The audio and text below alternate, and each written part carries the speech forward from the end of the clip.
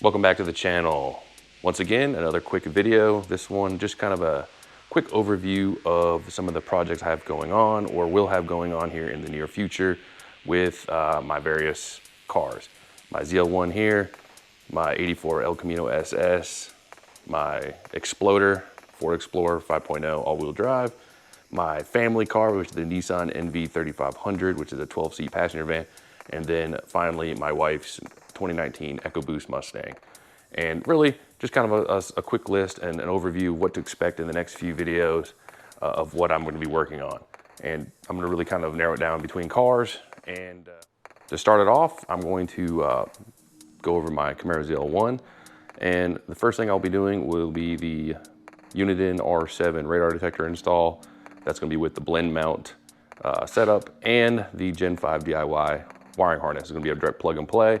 No splicing of wires, completely clean. I'm gonna have it run through the headliner, down the pillar, behind the glove box, and it's gonna actually tap into the heater control circuit, I believe it is, and it'll be completely clean, no exposed wiring, just like my dash cam pretty much. I'm actually waiting for an updated blend mount lower mount bracket. They sent me an email a few days ago saying they sent one out. I guess they slightly revised the setup, and so I'm gonna wait for that, and then I can get going on that. Next up will be my Borla Attack catback with the NPP valve.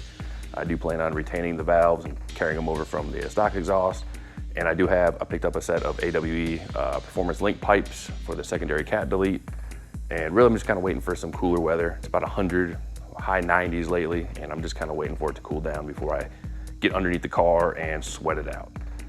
Third thing I plan on doing, considering it, not 100%, would be actually swapping out the ZL1 lip for the 1LE version, the lower grille as well, because they kind of, the way they connect, you pretty much want to do both.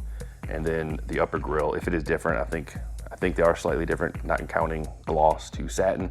And if I do that, I'll actually getting the lower grille painted, the mosaic black to match. But I'm still on the fence of maybe keeping the upper and lower grille satin and just give it a little better. Only reason I'm considering it is I did ding up my lip. Yeah, the car kind of rolled off. Not bad. I think it's mostly the paint protective film, but it's like this on both sides. The car partially rolled off a set of ramps.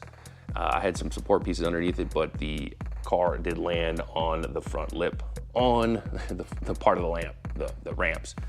So that's why I'm considering it. Like, I do need to get this paint protective film replaced, so the lip is probably 95% fine, but if I do go down the road, that conversion I'm considering, but I will keep the daytime running lights. So this piece I'll keep from the ZL1, and I wouldn't be adding the canards. So I'm not doing a full 1LE look. I'm just gonna do a partial, because I do like the lip look on the 1LE. It's just definitely more aggressive looking. And really, that's the short-term to mid-term plan for ZL1. And then we'll roll over to the Xploder. All right, for the Xploder, I did pick up a new radio bezel. It's better shaped than the one that's in the car right now. It is kind of beat up looking and kind of peeling in some places. But to remedy that, I am looking at some potential overlay pieces to put in the interior. This would go on the radio bezel, console, and some other spots. And I'm kind of just trying to consider which one of these I would want to do. I'm tempted to the carbon fiber, even though it's not real 3D weave carbon fiber. It still may look pretty good, but some of these other ones look pretty good. So I'm kind of on the fence on that. If anybody has any suggestions, feel free to let me know.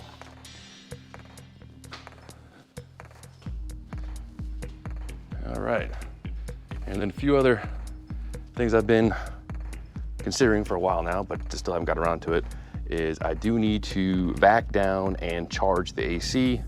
Hopefully I'll get that done sometime, probably just in time for the summer to be over, and I won't even need it. But that's one thing. I need to find some new screws to put in this painted top plate that I painted about 5 years ago and have not had on here for a while. That's another thing.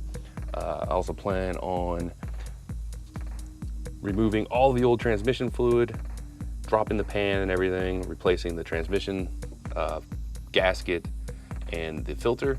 But this car does not have a transmission pan drain, So I have to drop the pan and probably make a huge mess in the process. So I've kind of been putting that on the, I will hopefully do eventually, back burner. But the transmission does kind of take a little bit to shift under light throttle. So it is something I want to do sooner rather than later. Also need to take a look at these pulleys again. I've replaced them before, but they do squeal on startup, so I need to look at that. Now into the interior, I do have a number of things I need to still do in the interior. Nothing major, but things I want to address anyways. As mentioned before, this bezel I used to have a satellite radio controller mounted up here. That piece broke off, and of course now it looks horrible. I do need to get an air fuel gauge for here, and I do need to retune this car, either have somebody tune it for me or figure out tuning and do it myself. I need to replace these cruise control buttons. I've replaced them once before, but my wife's dad got a little carried away when he was borrowing the car a while back and somehow punched holes through both of them. And I need to redo my interior wiring here. Texas heat melted the silicone glue or whatever I had holding everything in place. So I'm gonna go with some high temp silicone, reseal everything in place, rewire this up, solder everything back in place, and then get my interior lighting working as it should.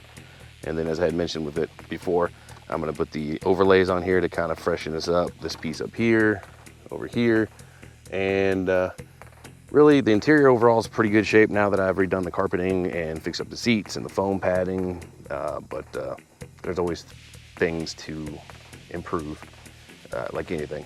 I do need to swap out the hood latch mechanism here. It is the cable stretched, so when I pop the hood, this piece stays extended out. I have to manually push it back in before I close the hood, otherwise it'll be stuck and I'll have to use a screwdriver to pop the hood again. So that's on my to-do list. I have the parts for that. I have the transmission filter, I have the transmission pan gasket, I have all those parts on hand, and the fluid. Just need to find the time and the motivation to do it. Hopefully, just like the ZL1, I'll do it once everything cools down a little bit. Also do have a amplifier for the car. I might wire in, maybe add a little bit of bass or something to the car. Nothing too crazy. And I am weighing the option of maybe lifting this thing maybe 2 inches and adding some bigger tires on here. The tires are getting old and are leaking, so it would be a good time to maybe upgrade and really turn this into more of an off-road vehicle. And then we'll head over to the El-Camino. Tons of stuff to do on this car. Here we go. And you can see I've already torn apart partially. I removed the air filter. Throttle body definitely needs a rebuild or a replacement, so I've already pulled that off on my to-do list. And this car had been completely eaten by squirrels and mice or whatever.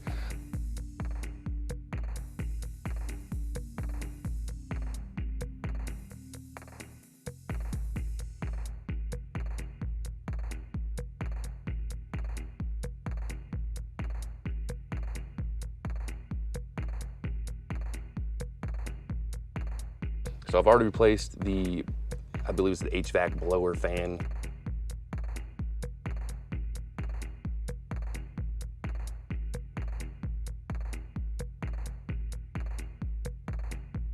I replaced the resistor for it.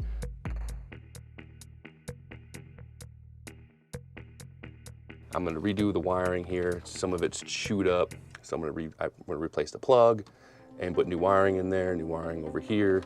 As you can see here, chewed up as well. A ton of the hoses are chewed up all over the car. Actually gonna replace distributor and hoses. There's broken hoses all over. So really this is a repair, restoration, the full deal needs to be done on this thing, because it's definitely a mess, needs lots of work. The body's in pretty good shape. Of course it's locked. I mean, as you can see, body's not bad. I do plan on pulling the front and rear bumpers off, putting the tuck bumpers on maybe when I get it painted. Wheels are kind of beat up a little bit.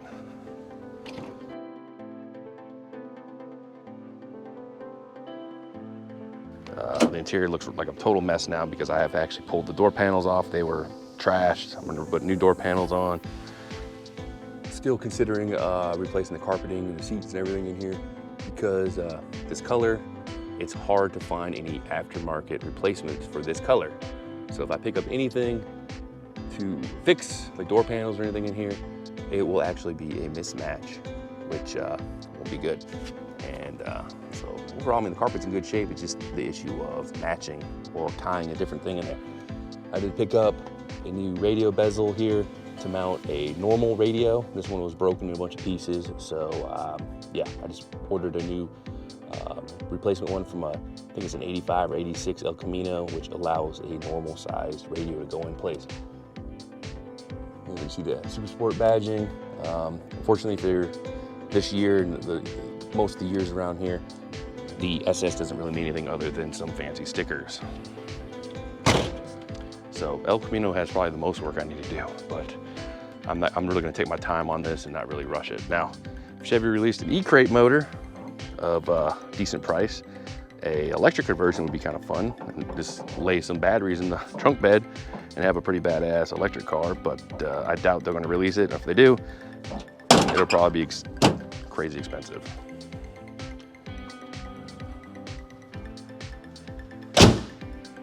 And then over to the NV3500. Not really doing a lot on this thing because this is our family car and my car I drive when the weather is pretty shit. But I do plan on replacing the rear differential fluid. That's on the to-do list. I already have the fluid in place, just need to get ahead and knock it out. And then my wife's EcoBoost Mustang. I've already done the spark plugs and the air filter video. You can find it up here somewhere. And really she has to get the rear quarter window fixed. The dealer's supposed to fix that, so I'm not gonna have to worry about it. Wheels are kind of banged up a little bit, but also need some new tires, which I think the dealer might replace the rear ones. And other than that, it's in pretty good shape. No complaints with it, and don't really plan on doing anything crazy with it because she does want to keep the warranty, and I don't want to really work on another vehicle. So yeah, that wraps it up. Kind of ran a little bit longer than expected, but as you can see, I have a number of exciting upcoming projects. I'm gonna try to document everything. So, see anything you'd like to comment on or any suggestions? I'm open to hear anything because I am simply an amateur hobbyist and kind of doing this stuff for fun, and open to any ideas, suggestions, any comments. I try to reply back if you have any questions as soon as possible. And that's it for the quick overview. And of course, oh, here's more El-Camino parts right here. Door panels, some insulation stuff, just pieces I pulled out. Like I said, this car was my wife's grandfather. He passed away. Car sat for a number of years, got really tore up, unfortunately. And so I'm trying to bring it back for her, memory of her grandfather, and just trying to make it look like the best El-Camino that I can put together and go from there. So yeah, that's it for the cars. The other stuff I would cover, some tech stuff, gaming stuff. Thanks a lot. Thanks for stopping by. And feel free to like, subscribe, share, and we'll go from there. Peace.